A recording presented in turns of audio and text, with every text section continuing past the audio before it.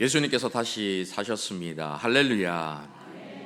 그 살아계신 주님께서 오늘 저와 여러분 가운데 친히 임하셔서 말씀하시고 또 은혜 부어주실 줄 믿습니다. 예수님께서 이 땅에 오신 1세기의 사람들에게는 신에 대한 생각이 아주 일상적인 것이었습니다. 그들은 왜 그토록 많은 신들을 믿었을까요? 그것은 바로 자신들의 결핍 때문이었습니다.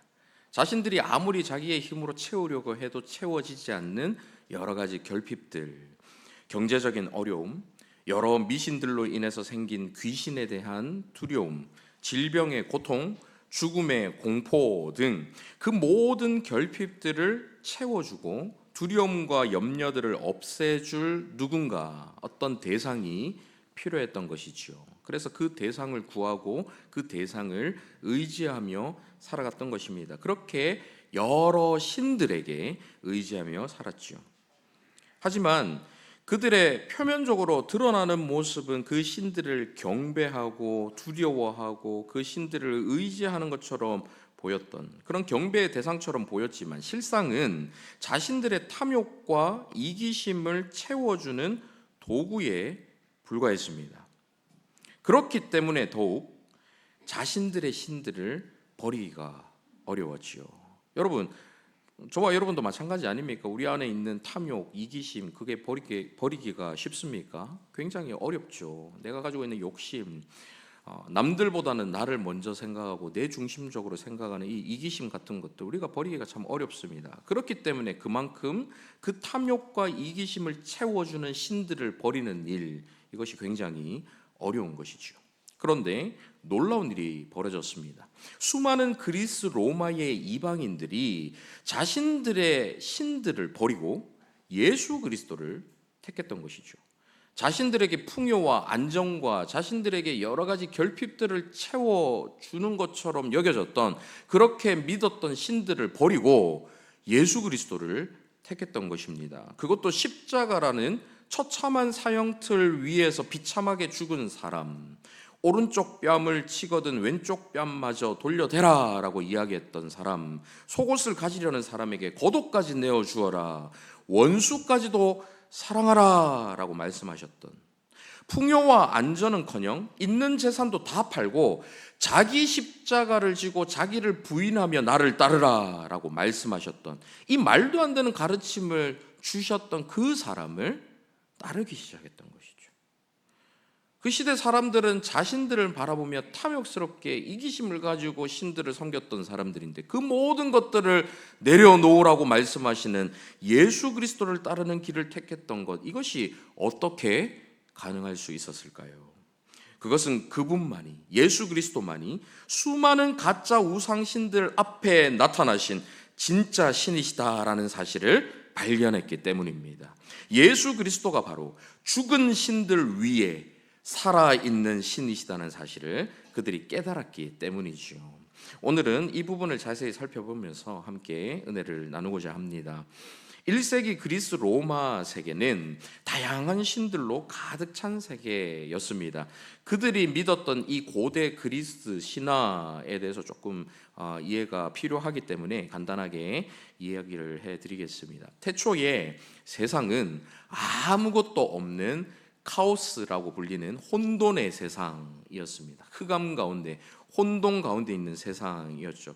그런데 어느 날 갑자기 가이아라고 하는 땅의 여신, 대지의 여신이 생겨납니다. 어디서부터 생겨났는지, 어떻게 생겨났는지 모르지만 어느 날 갑자기 뿅 하고 나타납니다. 그리고 그 가이아가 우라노스라고 불리는 하늘의 신을 낳습니다. 자신이 낳은 이 하늘의 신 우라노스와 이 가이아 둘이 결합을 해서 그때부터 여러 신들을 낳기 시작하는데요. 처음에 태어난 자식들은 다 잘생기고 이쁘고 멋진 그런 자식들이 이제 태어납니다. 그러다가 어느 순간부터 눈이 하나만 있는 자식이 태어나기도 하고요. 생긴 것이 흉측하게 생긴 그런 자식들이 막 태어나기 시작하죠.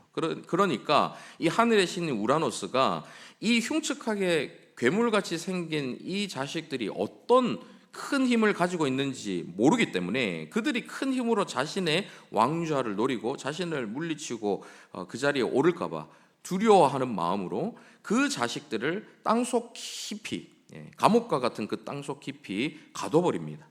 이에 이 가이아, 이 어머니이죠, 대지의 여신인 이 가이아가 분노를 하고 자식 중에 가장 야심이 큰 크로노스라는 자식에게 반란을 지시해서 아버지인 이 우라노스를 물리치고 왕이 되도록 하죠. 그렇게 이 크로노스가 신중의 왕이 되었는데요, 그 역시 자신의 자식들이 똑같이 자신을 위협하게 될까봐 태어나는 자식들을 하나씩 삼켜서 먹어버립니다. 드라마로 만들면 아주 막장 드라마이지요. 하나씩 이제 첫째, 둘째 막 먹기 시작하는데 마지막 막내까지 이제 먹으려고 할 때에 이 크로노스의 아내 되는 레아라는 신이 이 마지막 막내는 지켜야 되겠다라는 생각에 아주 큰 바위를 갖다 줍니다. 이 크로노스는 그 바위가 이 자식인 줄 알고 삼키게 되죠. 이 막장이 계속해서 이어집니다. 그렇게 이제 마지막 자식까지 다 삼켰다고 생각하지만 이 마지막 막내는 극적으로 살아남게 되죠. 이 막내의 이름 여러분 잘 아시는 이름인데 혹시 아세요? 제우스라는 이름 여러분 들어보셨지요? 이 막내 이름이 바로 제우스입니다. 살아남은 그 마지막 아이, 이 아이가 이제 자라나서 힘이 생기기 시작하지요. 그래서 이 제우스가 신비한 약초를 자기 아버지인 크로노스에게 먹입니다. 그리고는 그 크로노스가 삼킨 자기 형제들을 다 구해내죠. 이 크로노스가 약초를 먹고 나서 그 자식들을 다 토해내게 되거든요. 그래서 자기 형제들을 이제 다 구하게 됩니다. 그렇게 토해진 형제들이 이 제우스와 함께 연합군을 이루게 되죠. 이렇게 젊은 신들의 연합과 크로노스를 중심으로 한 늙은 신들과의 전쟁이 일어나게 됩니다. 이게 바로 티타노마키아라고 부르는 신들의 전쟁이죠. 여기서 제우스는 하늘에서 번개를 막 휘두르고요, 또 그 중에서 삼지창을 들고 막 바다에서 싸우는 신이 있습니다. 그 이름이 뭔지 아시겠어요? 포세이돈. 이 보십시오. 여러분들도 지금 벌써 이 바다의 신 포세이돈 이름 다 아시잖아요. 이 그리스 신화가 이만큼 우리 가까이에 큰 영향을 끼치고 있다는 것을 알 수가 있지요. 결국 이 제우스를 중심으로 한 젊은 신들이 이기게 되고 세상에 새로운 질서를 세우는데요, 한 신만 왕이 되니까 이게 계속 막 반란을 두려워하고 이렇게 되니까 우리가 각자의 영역에서 각자의 영역을 다스리는 신들로 세워지자, 막 이렇게 새 질서를 일으킵니다. 제우스는 하늘과 신들의 대표 왕이 되고 포세이돈은 바다를 다스리는 신이 되죠. 하데스라는 신은 죽음의 세계를 다스리는 신이 됩니다. 그리고 지혜와 전쟁의 여신 아테나, 또 죽음의 세계를 다스리는 아까 하데스 말씀드렸고, 사랑과 아름다움의 신 아프로디테, 뭐 이렇게 여러 영역에서 각자마다 신들로 세워지게 됩니다. 12명의 신들이 올림포스 산 위에 있는 신들의 궁전에 자리를 잡게 되지요. 이들이 바로 올림푸스 12신이라고 불리는 세상의 운명을 주관하는 절대적인 존재들이었습니다.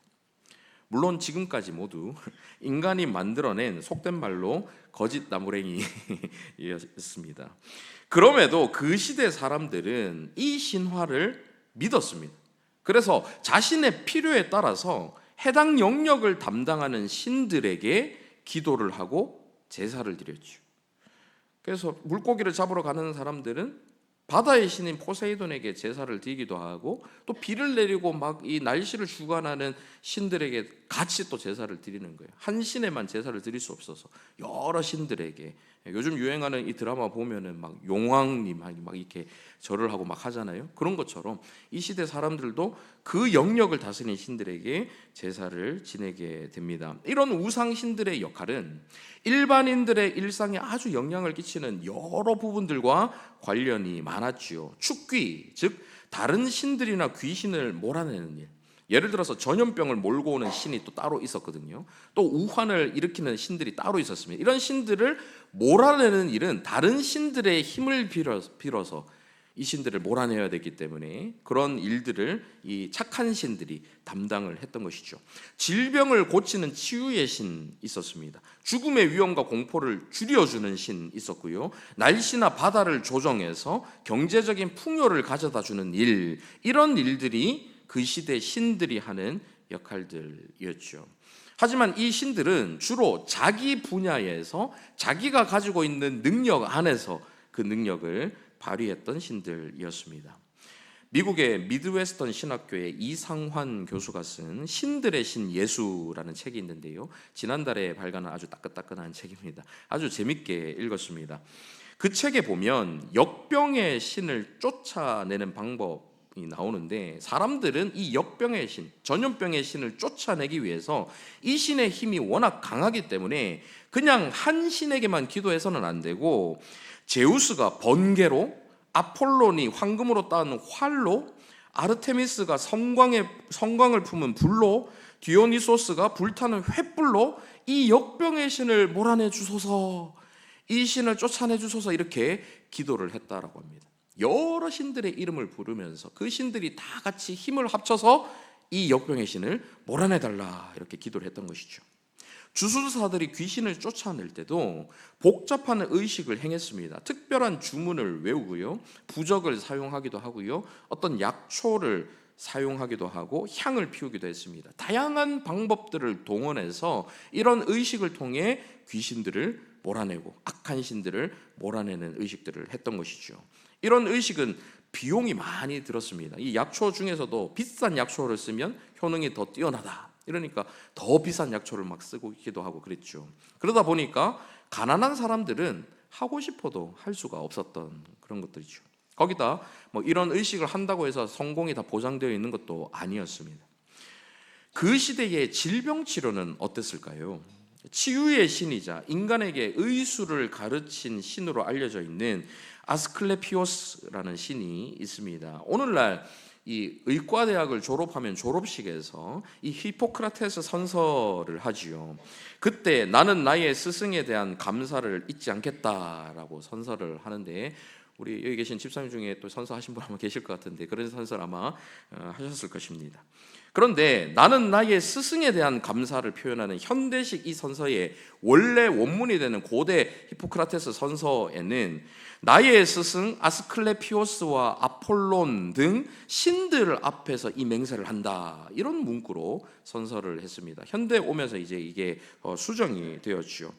여러분, 병원 앰뷸런스에 보면 이 뱀과 지팡이 모양이 그려져 있지 않습니까? 그것이 바로 아스클레피오스의 지팡이입니다. 제가 굳이 이런 설명을 지금 자세하게 드리는 이유는 이 그리스 로마의 다신론적 문화가 2000년이나 지난 오늘 이 순간에도 또 동양의 한 나라의 우리 대한민국 땅에서도 곳곳에서 발견할 수 있을 정도로 우리 가운데 깊숙하게 들어와 있다라는 것이죠. 아직까지도 여전히 큰 영향을 끼치고 있다라는 사실을 알려드리고 싶어서 이런 설명을 드립니다. 아무튼 그 시대에 아스클레피오스 이 신전은 병원과도 같은 역할을 했습니다. 환자들은 정화의식을 거친 후에 신전 내의 특별한 공간에서 잠을 자는데, 여기서 잠을 잘 때의 꿈에 이 아스클레피오스 신이 나타나서 치유 방법을 알려주면 그 방식대로 치료를 하게 되는 것이죠. 물론 즉각적으로 회복되는 경우는 그렇게 많지 않았습니다. 거기서 이제 편안하게 신에게 모든 걸 맡기고 잠을 자니까 그 시간에 따라서 회복이 일어나는 거죠. 릴렉스하고 이렇게 편안하게 잠자고 나면 누구나 좀 어느 정도는 회복이 일어나지 않겠습니까? 그렇게 회복이 일어나는 것을 신이 치유해 주었다, 이런 식으로 이야기를 하는 것입니다. 당시 의사들에게 치료를 받는 것은 아주 비용이 많이 들었습니다. 그렇기 때문에 가난한 사람들은 민간요법을 주로 많이 사용을 했죠. 그런데 그 방법들이 아주 황당한 것들이 많았습니다. 예를 들면 옆구리 통증이 있을 때에는 미친 개의 머리뼈를 으깬 재를 사용해라. 꼭 미친 개의 머리뼈를 으깨야 합니다. 화상 치료에는 양이나 비둘기 똥의 재를 사용해라. 타박상에는 불에 탄 거미줄 재를 사용해라. 여러분, 듣기만 해도 병이 더 날 것 같지 않습니까? 그래서 질병에 걸린 사람들은 대부분 일찍 죽었습니다. 그 질병이 낫지를 않았어요. 민간요법 하면 오히려 그것이 병을 더 키우게 되었죠. 황제의 주치조차, 황제를 치료하는 이 의사조차 두통이 있으면 살아있는 검은 가오리를 머리에 대어라, 이런 처방을 내릴 정도의 의술 이었던 것이죠. 그러니까 여러분 그 당시에 이 의학의 발전이 얼마나 많이 이루어지지 않은 상태였는가 우리는 알 수가 있는 것입니다. 질병에 대한 공포는 곧바로 죽음에 대한 공포로 이어집니다. 사람들은 죽음 이후의 세계에 대해서 아주 큰 두려움을 가지고 있었지요. 죽은 자를 살리기 위해서 다양한 주술과 의식을 시도했지만 모두 다 실패했습니다. 죽음은 모든 신들도 어쩔 수 없는 궁극적인 한계였었죠. 이런 우상신들의 방법들은 몇 가지 공통점이 있습니다. 이 황당하고 터무니없는 방법들이 많았다라는 것, 그리고 비용이 아주 비싸서 주로 부유한 층만 접근할 수 있었다라는 것, 인격적이거나 사랑이 담겨 있는 것은 없었다라는 것도 공통점이었죠. 거기다가 효과도 불확실하거나 일시적이었고 각 신들은 주로 자기 영역에서만 능력을 발휘할 수 있었다라는 공통점도 있었습니다. 그래서 다른 영역의 신들과 같이 힘을 합쳐서 연합해야지만 큰 문제를 해결할 수가 있었던 것이죠. 그런데 이 모든 방식을 완전히 깨뜨리신 분이 계셨으니 그분이 바로 우리 주 예수 그리스도이십니다. 오늘 본문에서 나타나는 것처럼 그분은 귀신, 질병, 죽음까지도 한마디 말씀, 그 말씀 한마디로 모든 것을 해결하셨습니다. 예수님의 능력과 방법은 이 우상신들과는 완전히 다른 것이었죠. 오늘 본문 앞부분을 보시면 예수님께서 가버나움 회당에서 가르치실 때에 더러운 귀신 들린 사람을 만나시는 장면이 나옵니다. 그 귀신은 예수님을 알아보고 나사렛 예수여, 우리가 당신과 무슨 상관이 있나이까? 우리를 멸하러 왔나이까? 나는 당신이 누구인 줄 아노니 하나님의 거룩한 자니이다, 이렇게 외쳤죠. 이것은 매우 중요한 고백입니다. 귀신들조차 예수님께서 누구신가 하는 것을 알았던 것이죠. 그들은 예수님께서 단순히 뛰어난 한 사람, 한 선지자, 뛰어난 한 스승으로 바라보지 않습니다. 하나님의 거룩한 자임을 인정하고 고백하고 있는 것이죠. 이것을 보고 예수님께서 어떻게 대응을 하시는지 35절 한번 보십시오. 같이 읽어보실까요? 시작. 예수께서 꾸짖어 이르시되 잠잠하고 그 사람에게서 나오라 하시니 귀신이 그 사람을 무리 중에 넘어뜨리고 나오되 그 사람은 상하지 아니한지라. 예수님께서는 단순히 말씀 한마디로 귀신을 쫓아내십니다. 이것은 당시 사람들에게 아주 충격적인 광경이었습니다. 왜냐하면 그동안 자신들이 믿어왔던 신들은 자기들이 아주 복잡한 의식들을 행하는 동안 치열한 전투를 통해서 겨우 귀신을 쫓아낼 수 있었던 거예요. 막 하늘에서 번개를 내려야 되고 바다에서 삼시창을 막 찔러야 되고 여러 신들이 합작해서 힘을 모아서 치열한 전투를 거쳐야만 겨우 이 귀신을 몰아낼 수 있었는데, 그마저도 좋아질 수도 있고 나빠질 수도 있고 보장이 되지 않은 그런 것들이었죠. 그런데 예수님께서는 막 소리를 지르거나 막 머리를 뒤로 밀거나, 오늘날 막 귀신 쫓아낸다 하면서 막 나가 이렇게 소리 지르는 사람들도 막 있죠. 막 머리 뒤로 안 넘어지면 막 머리 계속 밀고 이런 사람들이 있는데 예수님은 그러지 않습니다. 복잡한 의식이나 주문이나 부적이나 약초 전혀 사용하지 않습니다. 그분은 단순히 한마디 말씀의 권세로 귀신을 쫓아내셨던 것이죠. 게다가 예수님의 죽기는 즉각적이고 완전했습니다. 귀신은 즉시 나갔고 다시 돌아오지 않았어요. 귀신이 나갈 때 그 사람은 상하지도 않았습니다. 그 당시에 죽기 의식에서 종종 발생했던 부작용, 막 귀신을 쫓아낸다고 막 때리기도 하고 막 약초로 막 치기도 하고 이러니까 그 중에 사람이 다치거나 죽는 경우도 생겼거든요. 그런 부작용이 전혀 없었다라는 것을 보여주고 계신 것이죠. 이것은 당시 죽기 모든 의식들하고는 완전히 구별되는, 완전히 다른 모습이었습니다. 그러니 그 모습을 본 사람들의 반응이 어땠습니까? 36절 같이 읽어보실까요? 시작. 다 놀라 서로 말하여 이르되 이 어떠한 말씀인고 권위와 능력으로 더러운 귀신을 명함에 나가는도다 하더라. 사람들이 이제 왜 이렇게 놀랐는지, 또 왜 이런 말을 하면서 놀랐는지 여러분 아시겠죠? 이 말씀이 어떠한 말씀인고 권위와 능력으로 더러운 귀신을 명함에 나가는도다.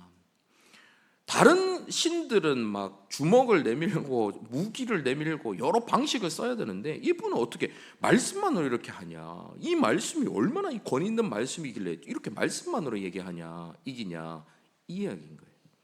그들이 가지고 있던 인식 안에는 우리 예수님, 이 예수님은, 예수라는 이 사람은 귀신들에게 그냥 무력을 행사하지 않고도 말만 한마디 하고 해서도 이 귀신들이 겁을 먹고 다 도망가는, 이 신보다 대등한 관계가 아니라 월등히 뛰어난 능력을 가지신 분이시구나 하는 인식이 바로 들어오는 겁니다. 그 당시에는 신들의 서열이 정해져 있었거든요. 얼마나 강하냐, 그보다 더 강한 신을 불러다가 이 신을 쫓아내고 하는 게 기본적인 인식이었기 때문에 예수님의 이 모습을 보면서 와, 그만큼 이 예수님이 능력이 뛰어나시는구나 하는 것을 곧바로 인식할 수 있었던 것입니다. 더 놀라운 것은 예수님의 죽기는 모든 사람에게 열려 있었다라는 거예요. 부자나 가난한 사람이나 유대인이나 이방인이나 남자나 여자나 어른이나 아이나 누구든지 상관없이 예수님께 나오면 도움을 받을 수 있었던 것입니다. 돈이나 어떤 대가를 예수님께서는 요구하지 않으셨어요. 그저 순수한 사랑과 자비로 사람들을 도우셨던 것입니다. 여러분, 질병의 치유도 한번 보십시오. 본문 38절 이하에는 예수님께서 열병에 걸린 이 시몬의 장모를 치유하시는 장면이 나오는데요. 여기서도 예수님의 치유 방식은 당시의 의술이나 민간요법, 또 신의 힘을 빌려서 하는 이 모든 것들과 완전히 달랐습니다. 앞서 말씀드린 이 신들의 신 예수라는 책에는 그 시대의 열병을 치료하는 민간요법에 대해서 설명을 하는데요. 이렇게 나옵니다. 왼손으로 잡은 말벌을 환자의 턱 아래 붙여라. 그러면 열병이 떠날 거다. 살아있는 독 사이에 심장을 가져다가 부적으로 써라. 도마뱀의 오른쪽 눈을 부적으로 사용하는 방법, 이런 방법들이 민간요법으로 기록되어 있다고 하죠. 그런 거 준비하다가 열받아가지고 열병이 더 심해지지 않겠습니까? 그런데 예수님께서는 이 복잡한 의식이나 약물 없이 단순히 열병을 꾸짖는 것만으로 즉시 치유하셨습니다. 오늘 본문 39절 한번 보십시오. 예수께서 가까이 서서 열병을 꾸짖으신데 병이 떠나고 여자가 곧 일어나 그들에게 수종드니라. 예수님께서 열병을 어떻게 꾸짖으셨는지 모르겠지만 평소에 우리 예수님이 점잖은 모습을 많이 보여주시잖아요. 이 점잖은 우리 예수님이 이 평소 모습을 보면 학시 막 이런 웃으시는 분들은 좀 아시는 분들, 학시, 질병 학시 막 이런 좀 천박한 모습을 보이시진 않으셨을 것 같아요. 왠지 그냥 점잖하게 어허 그만 나가라 이렇게 좀 꾸짖지 않으셨을까 상상을 해봅니다. 한번 웃으시라고 제가 해봤습니다. 아무튼 그렇게 그 자리에서 예수님을 통해서 치유받은 그 여인이 바로 일어나서 수종드는 일을 합니다. 완전히 치유되었다라는 것을 보여주고 있는 것이죠. 이것은 히포크라테스의 스승이라고 하는 치유의 신 아스클레피오스의 그 치유 방식과는 완전히 차원이 다른 방식이었던 것이죠. 이런 모습을 보면서 그 당시 사람들이 어떤 생각을 가졌을까요? 와, 이분이 바로 모든 신들보다 뛰어난 능력을 가지신 신이시구나 하는 것을 발견하게 되는 것입니다. 본문 40절 이하에는 더 많은 치유와 축기가 이어집니다. 여기서 우리는 예수님께서 모든 종류의 질병들을 치유하셨다는 것을 알 수 있어요. 꼭 열병뿐만 아니라 여러 종류의 이 병들을 고치셨다는 걸 알 수 있고 모든 종류의 귀신들을 쫓아내셨다는 것을 볼 수 있습니다. 그 귀신 하나만 쫓아내신 게 아니고 다른 종류의 신들도, 다른 종류의 귀신들도 다 쫓아내셨다라는 것을 보여주고 있는 것이죠. 그리스 로마 세계에서는 신들이 각자 특정 영역만 담당하고 특정 영역에서만 능력을 발휘할 수 있었지만 예수님께서는 한 영역의 신이 아니라 모든 영역을 다스리시는 완전히 차원이 다른 진짜 신이셨다라는 것을 보여주는 말씀이라는 것입니다. 예수님의 사역은 가버나움이라는 어느 지역에만 국한된 것이 아니었습니다. 복음서 전체를 통해서 우리는 예수님께서 다양한 상황에서 놀라운 권능을 보여주시는 것을 여러 차례 볼 수가 있죠. 그분은 바다를 잠잠케 하시죠. 물 위를 걷습니다. 바람을 꾸짖어서 잠잠하게 하십니다. 물을 포도주로 바꾸기도 하시고요. 물고기 2마리와 보리떡 5개로 남자만 5,000명, 2만 명에 가까운 그 많은 무리들을 먹이십니다. 여러 사람들을 고치시는데 귀가 들리지 않는 사람 고치시고, 말을 하지 못하는 사람 고치시고, 보이지 않는 사람 고치시고, 하반신 마비가 돼서 걷지 못하는 사람 고치시고, 혈루증에 걸리는 여인을 고치시고, 중풍병에 걸린 사람 고치시고, 지역마다 다니시면서 산에서 들에서 평지에서 바다에서 할 것 없이 어떤 상황에서든 어떤 지역에서든 어떤 영역에서는 아무런 경계도 한계도 없이 자신의 능력을 마음껏 발휘하셨던 것이죠. 특히 나사로를 살리신 사건은 예수님의 권능이 죽음까지도 다스리신다라는 것을 보여주십니다. 나사로는 죽은 지 나흘이나 되어서 시체가 썩는 냄새가 그 지역에 진동했어요. 그런 시체, 썩기 시작한 그 시체를 예수님께서는 단순히 나사로야 나오라 말씀 한마디로 살리시는 것입니다. 이것은 죽음의 신 하데스조차 예수님의 권세 앞에서 무력했다라는 것을 보여주고 계신 것이죠. 그리고 결정적으로 가장 놀라운 것은 예수님께서 자신의 죽음까지도 이기시고 다시 살아나셨다라는 것입니다. 십자가에서 죽으시고 장사되셨다가 사흘 만에 부활하신 예수님은 죽음의 권세를 완전히 이기셨습니다. 이것은 그 어떤 신들도 할 수 없었던 일이었죠. 죽음을 이기신 유일하신 분, 탐욕스러운 인간이 만들어낸 죽은 가짜 신들 위에 그 모든 신들의 신이시요 살아계신 유일한 신이 바로 예수 그리스도이셨던 것입니다. 할렐루야. 이런 이유로 많은 그 당시 그리스 로마 사람들이 자신들이 믿던 모든 신들을 버리고 예수 그리스도를 따랐습니다. 이것은 그랬을 것이다 유추하는 게 아니라 역사적인 사실이에요.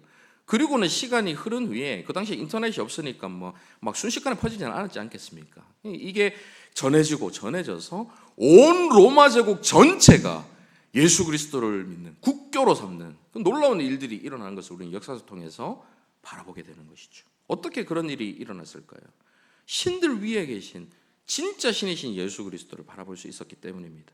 그들은 예수님 안에서 진정한 신들의 신을 발견했던 것이죠. 그분은 모든 영역에서 각 영역을 담당하는 이교의 우상신들과는 비교할 수 없이 막강한 능력을 보여주셨습니다. 사도행전 19장에 보면 에베소에서 마술을 행하던 많은 사람들이 예수 그리스도의 복음을 전하던 이 사도 바울의 설교를 듣고는 자신들이 보던 책들을 다 가지고 옵니다.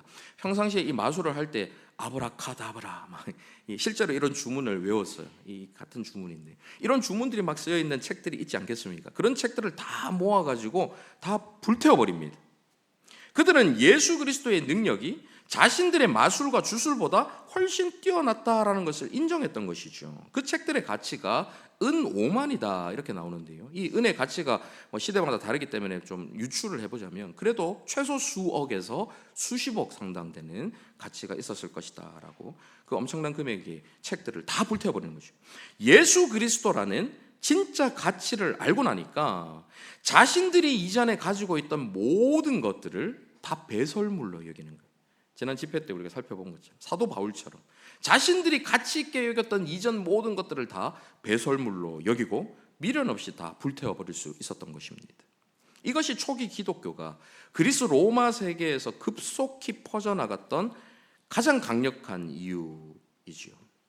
사람들은 예수 그리스도 안에서 자신들이 찾던 진정한 신을 발견하게 됩니다. 그분이 모든 필요를 채우시고 모든 두려움을 없애주시고 영원한 생명을 주시는 분이라는 것을 알게 되죠. 거기다가 자신들과는 아무 상관없었던 옛날 신들, 신들과 관계 맺는 건 옛날에는 아무 상관이 없었어요. 그냥 자기들의 그 필요를 채워주기만 하면 이 신이 나를 좋아하든 싫어하든 상관이 없잖아요. 그런 신들과 그런 신들에게 기도하고 경배했던 것과 다르게 이 예수님께서는 그 사람들을 지극히 사랑하시고 온유하게 대하시고 자비와 긍휼을 베풀어 주시는 분이라는 것을 깨닫게 됩니다. 이런 사랑스럽고 아름다운 분이시라는 것을 깨닫고 나서 그들은 옛 모든 신들, 헛된 거짓 신들을 버리고 그 예수 그리스도를 따를 수가 있었던 것입니다. 오늘날에는 고대 그리스 로마와 같은 우상 신들이 없을까요? 안타깝지만 지금도 여전히 우리 가운데 수많은 우상신들이 있다라는 것을 알 수 있습니다. 우리 곁의 신들은 크게 인격적인 우상신들과 비인격적인 우상신들 이렇게 두 분류로 나눌 수가 있는데요. 인격적인 우상신이라는 것은 무슨 조상신, 천지신명, 산신령, 삼신할매, 저승사자 이런 것들 포함하는 것이죠. 물론 다른 신을 믿는 다른 종교도 포함되는 것입니다. 부적을 쓰고 점을 보고 구슬하고 오늘의 운세, 사주팔자 이런 거 확인하는 이런 사람들 지금도 여전히 우리 주변에서 어렵지 않게 찾을 수 있지 않겠습니까? 충격적이게도 교회 다니는 사람들 가운데서도 이런 것을 아직 버리지 못한 사람들이 있습니다. 예전에 제가 말씀드린 적이 있는데요. 어느 집사님 댁에 이전에 제가 사역하는 교회에서 신방을 갔는데 이 집사님이 목사님 이사 오기 전부터 붙어있는 저 부적을 제가 못 떼겠어요. 저 부적 좀 떼주세요. 저한테 부탁을 하더라고요. 자기는 이거 떼다가 이렇게 떨어질 것 같고 막 이런 두려움이 있었나 봐요. 저는 떨어져도 되는지 저한테 막 그런 부탁을 막 하시더라고요. 그래서 떼드렸죠. 왜 그거를 본인 손으로 못 떼고 저한테 부탁을 할까요? 왠지 그걸 떼면 자기한테 부적 탈까 봐. 목사는 부정 타도 되고 막. 어쨌든 그런 마음이 있었지 않았겠습니까? 은연중에 믿음이 있는 거예요. 부적의 힘을 믿는 믿음. 그런 믿음이 같이 혼자 하는 것입니다. 마치 옛날 로마 사람들이 제우스, 포세이돈, 하데스 여러 신들의 이름을 부르는 것처럼 오 예수님, 부처님, 산신령님 아무나 저 좀 도와주세요. 누구든지 저 좀 도와주세요. 이런 식의 믿음 아니겠습니까? 유일하게 살아계신 참신이신 예수 그리스도를 다른 죽은 우상신들과 나란히 서 계시도록 하는 이것은 인간적으로 말하면 정말 수치스럽고 모욕적이고 자존심 상하는 일 아니겠습니까? 이걸 신적으로 표현하자면 신성모독 아닌가 하는 말씀입니다. 여러분은 재미로라도 그런 것들을 곁에 두지 마시기를 바랍니다. 이보다 더 큰 문제는 더 많은 그리스도인들이 비인격적인 우상신들을 섬기거나 가까이 영향을 받고 있다는 것입니다. 지난 집회 때도 강상 목사님께서 말씀하셨듯이 돈이라는 것은 현대사회의 가장 강력한 신들 중에 하나입니다. 수많은 사람들이 재물이 모든 문제를 해결해 줄 것이라고 믿지요. 아닌 척하지만 저도 예외일 수 없다라는 것을 느낍니다. 하지만 마태복음 6장에서 예수님께서 뭐라고 말씀하십니까? 너희가 하나님과 재물을 겸하여 섬기지 못하느니라. 성경에 나오는 모든 우상들 중에 유일하게 하나님과 대등한 위치에서 하나님과 재물 이렇게 대등하게 나오는 우상신은 재물이 유일해요. 돈이 유일합니다. 그만큼 이 돈의 파괴력이 크다라는 거예요. 돈의 영향력이 크다라는 것입니다. 솔직히 돈이 우리의 물질적인 필요 채워주지 않습니까? 육신의 욕망 채워주는 것 사실입니다. 돈이 있으면 우리는 멋도 부릴 수 있고 여유도 부릴 수 있어요. 다른 사람들 앞에서 이거 좀 써. 이거 선물이야. 멋있게 이렇게. 그건 내가 살게. 오늘 내가 쏜다. 멋을 부릴 수 있죠. 마음의 여유가 생깁니다. 다른 사람들 도와줄 수도 있어요. 좋은 옷을 사면 그 사람이 정말 태가 납니다. 다릅니다. 돈이 우리에게 일시적인 이런 기쁨들을 가져다 준 건 사실입니다. 하지만 분명한 것은 그 돈이 우리의 궁극적인 갈증, 영혼의 갈증을 해소해 주지는 못한다라는 거예요. 돈이 있으면 있을수록, 가지면 가질수록, 그런 생활을 해보면 해볼수록 이 생활을 내가 빼앗기게 될까 봐, 다시 얻지 못하게 될까 봐, 이런 풍요를 누리지 못하게 될까 봐 더 두려워하는 거예요. 가지면 가질수록 더 갈급하게 만드는 것이 바로 재물, 돈이라는 것입니다. 권력과 통제의 욕망, 우리를 지배하는 우상, 신들 중에 하나이죠. 자랑과 인정과 명예의 욕망, 현대인이 숭배하는 신들입니다. 사람들은 높은 지위와 인정을 통해서 만족을 얻으려고 합니다. 내가 사람들에게 이렇게 칭찬받는 이것이 나에게 우상이 되는 거예요. 그래서 다른 사람들에게 보이기 위해서 왜 비싼 옷을 입고 막 그 비싼 브랜드의 가방을 꼭 매야 됩니까? 남들이 그걸 보고 저 사람 좀 사네. 이런 정도에 되는 사람이네. 그거 인정받기 위함 아닙니까? 그것이 우리 가운데 우상이 되면 그런 거에 목매달게 되는 거예요. 그런 것만 계속 찾게 되는 거죠. 하지만 예수님께서는 마가복음에서 인자가 온 것은 섬김을 받으려 함이 아니라 도리어 섬기려 하고 자기 목숨을 많은 사람의 대속물로 주려 함이라 말씀하셨습니다. 진정한 위대함이라는 것은 섬김에 있다는 것을 몸소 보여주신 것이죠. 현대인들을 가까이 있는 신들 중에 또 다른 것은 쾌락, 안전, 편안함을 추구하는 것입니다. 이것도 현대인의 신들이죠. 사람들은 즐거움과 안락함을 추구합니다. 본능이죠. 일과 일상의 균형을 원하는 워라벨, 소소하지만 확실한 행복, 소확행, 이런 것들을 누리기를 원하고 그런 것들을 갖고 싶어 합니다. 어느 정도는 이것이 우리의 본능이기 때문에 필요한 것이죠. 안전한 걸 싫어하는 사람 누가 있습니까? 안전한 상황 속에서 살아가야죠. 그런데 그 안정과 안락함과 쾌락이 하나님보다 더 우선이 되어서는 안 된다는 거예요. 하나님보다 더 우선이 되어서 내 안전을 위해서, 내 평안을 위해서, 내 휴식을 위해서 예배를 저버리고 하나님을 저버리고 교회에서 봉사하는 일 힘들죠. 어렵죠. 피곤하죠. 그 봉사하는 일을 내가 피곤하니까 하나님보다 내 피곤함, 내 안전이 우선이 되니까 그게 더 힘들어지는 거예요. 그러다 보면 그게 점점 우리를 속박하는 신들이 되는 겁니다. 하나님보다 더 우선시 여기는 우상신들이 되어버리는 거예요. 하지만 세상의 이 쾌락과 안락함은 정말 일시적일 뿐입니다. 오직 하나님 안에서의 기쁨만이 영원할 수가 있는 것이죠. 건강과 젊음도 현대인의 신들 중에 하나입니다. 사람들은 영원히 젊고 건강하게 살기를 원하죠. 그래서 주름도 없애려고 막 이렇게 빵빵하게 하고 뭘 넣고 찢고 넓히고 막 이렇게 하지 않습니까? 계속해서 젊은 모습으로 살아가길 원하지만 진정한 생명은 예수 그리스도께서 몸소 보여주신 부활 안에 있는 거예요. 이 세상의 몸은 쇠할 수밖에 없는 것입니다. 이것을 당연하고 자연스럽게 받아들여야 하는 것입니다. 오직 부활의 몸만이 영원할 수가 있는 것이죠. 자기 자아와 개인주의도 현대의 신들입니다.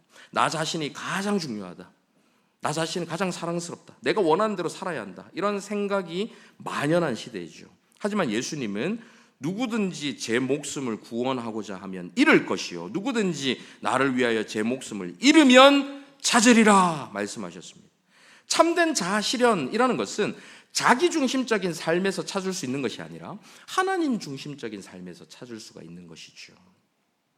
많은 이들에게 자식이 이 모든 것을 합친 것보다 더 큰 신들을 잃을 경우가 많이 있습니다. 저도 자식을 키워보니까 제 믿음의 수준이 얼마나 낮은지 알겠더라고요. 자식이 우상 신들이 되어서 하나님보다 우선이 되는, 내 자신의 안정과 내 자신의 풍요가 하나님보다 우선이 되는 경우들이 종종 일어나는 것을 볼 수 있습니다. 이처럼 오늘날에도 수많은 신들이 있습니다. 하지만 그리스 신화의 죽은 신들과 같이 저와 여러분 곁에 있는 다른 모든 신들은 절대로 우리에게 참된 만족과 구원을 가져다 줄 수가 없습니다. 이 사실을 아는 저와 여러분은 1세기 로마의 그리스도인들처럼 섬기던 일상의 모든 신들을 버리고 죽은 신들 위에 살아있는 신 예수 그리스도만을 믿고 섬기고 의지하며 살아가고 있는가 돌아볼 수 있었으면 좋겠습니다. 예수님을 믿는다라고 하면서도 실제로는 다른 신들에게 더 많은 시간과 에너지, 관심을 쏟고 있지는 않은지, 돈을 위해, 성공을 위해, 건강과 쾌락과 자식과 자기 자신을 위해 살면서 예수님도 그 중에 하나, 여러 신들 중에 한 신으로 여기고 살아가고 있지는 않은지 오늘 말씀 앞에서 저와 여러분을 돌아볼 수 있기를 바랍니다. 이제 말씀 맺겠습니다. 부활하신 예수님께서는 저와 여러분에게 새 생명을 주셨습니다. 우리는 이제 더 이상 죄와 죽음의 노예가 아니고 하나님의 자녀로서 자유롭게 살아갈 수 있게 된 것이죠. 로마서 6장 4절 같이 한번 읽어보시겠습니다. 시작. 그러므로 우리가 그의 죽으심과 합하여 세례를 받음으로 그와 함께 장사되었나니 이는 아버지의 영광으로 말미암아 그리스도를 죽은 자 가운데서 살리심과 같이 우리로 또한 새 생명 가운데서 행하게 하려 함이라. 우리는 부활의 능력으로 새 생명 가운데 새로운 삶을 살아갈 수 있는 능력을 얻은 것이죠. 부활의 능력은 단지 미래의 소망이 아니라 그것만이 아니라 오늘 우리의 삶을 실제적으로 변화시키는 현재적인 능력이 되는 것입니다. 예수님께서 우리 삶의 모든 영역에서 주권을 행사하실 수 있도록 우리 자신을 그분께 온전히 내어드려야만 하는 것이죠. 우리의 재정, 우리의 관계, 우리의 직업, 건강, 미래, 자녀 양육, 안전, 안위, 평안, 인정, 명예, 권력, 시간, 마음, 생각, 우리가 가지고 있는 모든 영역에서 그분이 주인이 되어야 하는 것입니다. 이런 삶이야말로 진정한 그리스도인들의 삶인 것이죠. 오늘 이 부활주일에 모든 죽은 신들 위에 살아있는 신, 죽음까지도 이기시고 다시 살아나신 예수 그리스도를 바라보며 그분의 치유하심을 경험하고 그분의 권세에 순종하고 그분의 부활의 능력으로 새 생명의 삶을 살아가는 저와 여러분 다 되시기를 간절히 바랍니다. 아멘. 말씀을 생각하며 함께 찬양했으면 좋겠는데요. 예수 하나님의 공의 함께 고백하시겠습니다.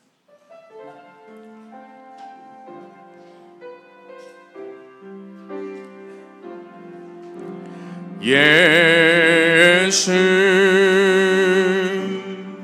하나님의 공의 주 독생자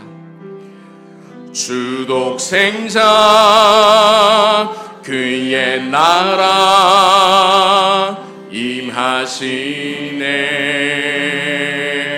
예수 제물이 되신 주 예수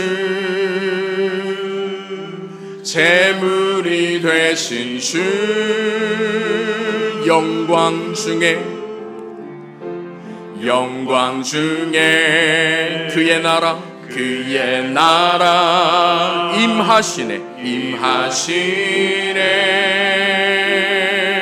주의 나라 영원하며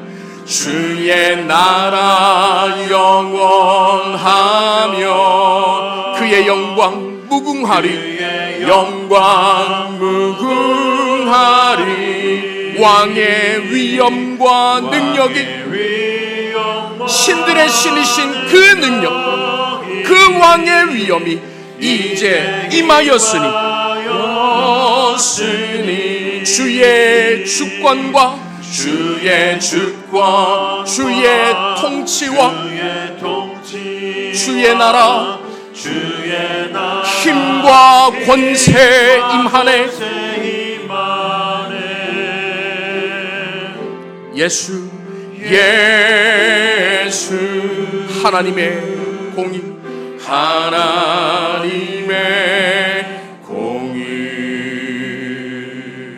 사랑하는 성도 여러분, 우리 주님께서 다시 살아나셨습니다. 그분은 지금도 살아계십니다. 여러분 아멘이십니까? 아멘 하시고 믿으시는데 우리는 왜 이렇게 염려를 할까요? 무엇을 그렇게 두려워하며 살아가고 있을까요? 주님이 지금 살아계시다면, 그리고 그것을 정말로 우리가 믿는다면 지금 우리가 가지고 있는 이 모든 염려와 두려움, 아픔과 상처까지도 그 주님 앞에 다 내려놓으시기를 바랍니다. 그리고 함께 기도하실 때에 부활하신 주님, 살아계신 주님을 믿고 주님만 의지하며 희망 없는 인생 가운데 참된 희망을 노래하며 살아갈 수 있도록 인도하여 주시옵소서. 살아계신 주님을 더욱 확실히 붙들고 그 주님만 바라보며 살아가는 우리의 인생이 되게 하여 주시옵소서. 주여 한번 간절히 부르고 말씀을 생각하며 함께 기도하며 나가도록 하겠습니다. 주여, 자비로우신 아버지 하나님, 주님을 믿는다고 하면서, 주님 살아계심을 믿는다고 하면서도 우리는 많은 염려 가운데 살아갑니다. 여러 두려움 가운데 살아갑니다. 부활하신 주님께서 신들 중에 그 위에 계신 참신이신 주님, 가짜 신들, 죽은 신들, 만들어낸 신들 그 가운데서 유일하게 살아계신, 유일하게 참된 신이신 주님, 그 주님을 바라보며 살아가는 우리의 인생이 될 수 있도록 인도하여 주시옵소서. 모든 염려와 모든 두려움 버리고 온전히 주님만을 바라보며 주님만을 붙들고 주님과 동행하는 우리의 삶이 될 수 있도록 인도하여 주시옵소서. 이 세계를 다스리시는 살아계신 참신이신 주님의 힘과 권세와 능력이 우리의 삶 가운데 구체적으로 역사될 수 있도록 주님 붙들고 살아가는 우리 인생 될 수 있도록 인도하여 주시옵소서. 살아계신 아버지 하나님, 예수 그리스도께서 신들의 신이심을 보여주심에 감사를 드립니다. 주님은 모든 권세를 가지고 계시고 모든 질병을 치유하실 수 있으며 죽음까지도 이기신 분이심을 믿습니다. 우리가 이 세상의 거짓 신들이 아니라 오직 주님만을 믿고 섬기며 살아갈 수 있도록 인도하여 주시옵소서. 주님의 권세에 순종하고 주님의 치유하심을 경험하며 주님의 부활의 능력으로 새 생명의 삶을 살아가는 저희 모두가 되게 하여 주시옵소서. 부활의 첫 열매요 우리 부활의 능력과 보증이 되신 예수 그리스도의 이름으로 기도하옵나이다. 아멘.